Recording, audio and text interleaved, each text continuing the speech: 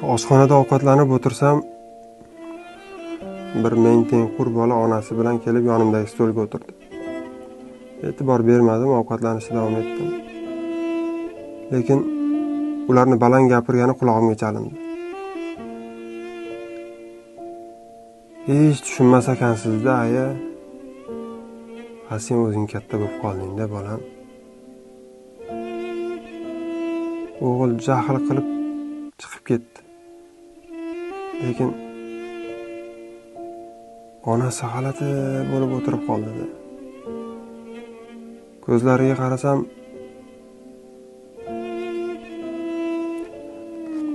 unaqa tortishuv, unaqa janjallar men bilan onamning o'rtasida ham bo'lganda. Lekin men hech qachon o'ylamagan ekanman, men jahl qilib chiqib ketganimdan keyin onamning holati qanaqa bo'lishini. Birinchi marta ko'rdim-da hayotimda.